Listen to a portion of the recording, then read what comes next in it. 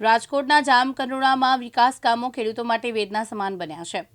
જામનગર જતા માર્ગ ઉપર લાંબા સમયથી ચાલતા રોડ અને પુલના કામને કારણે ખેડૂતોને રાતા પાણીએ રોવાનો વારો આવ્યો છે। ડાયવર્ઝન પરથી ઉડતી ધૂળની ડમરીઓને ખેતરોમાં ઉભેલા કપાસ, જીરું અને સોયાબીનના પાકને વ્યાપક નુકસાન પહોંચાડ્યું છે। હજારો વાહનોની અવરજવર વચ્ચે ખેડૂતોની હાલત કફોડી બની છે। જામકંડોરણા હાઈવેના જ્યાં એક તરફ વિકાસના નામે રોડ અને પુલનું કામ ચાલી રહ્યું છે, તો બીજી તરફ આ કામ ખેડૂતો માટે આફત બની ગયું છે।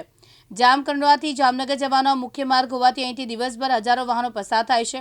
પુલ કામને કારણે ઠેર ઠેર ડાયવર્ઝન કાઢવામાં આવ્યા છે, પરંતુ તેના પર પાણીનો છંટકાવ ન થતાં વાહનોની પાછળ ધૂળની મોટી ડમરીઓ ઉડે છે।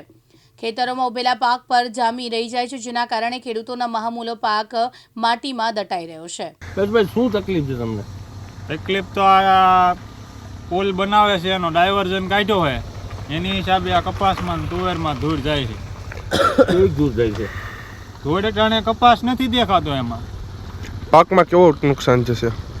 પાકમાં તો નુકસાન જ હોય ને, એક તો અત્યારે 15 મણ કપા વીઘે નથી નીકળતો ને એમાં આવું કરે।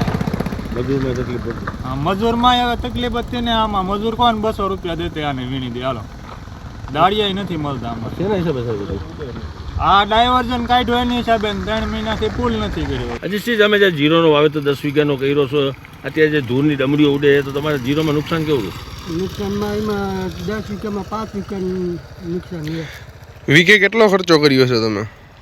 20,000। આ ખર્ચો કર્યા પછી અત્યારે હાથમાં નહીં આવે? નહીં, કાંઈ નહીં। શું કારણ એનું? આ બધી માટી ઉડી નુકસાન જશે જીરોમાં?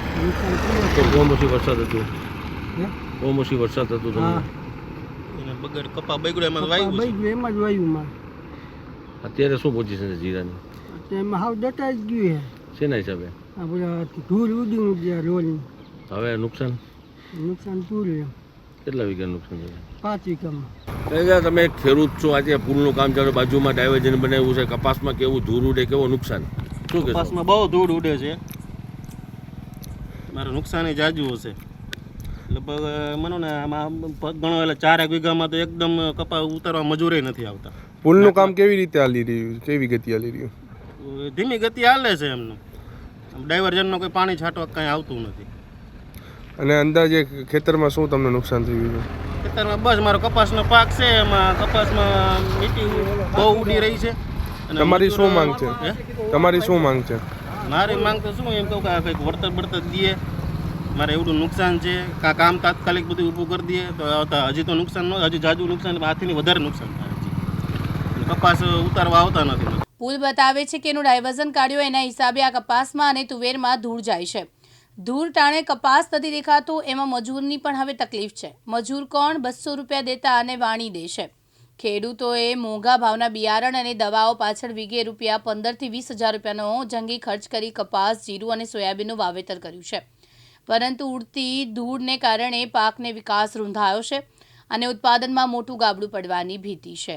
બ્યુરો રિપોર્ટ, દિવ્યાંગ ન્યૂઝ, જામકંડોરણા, રાજકોટ।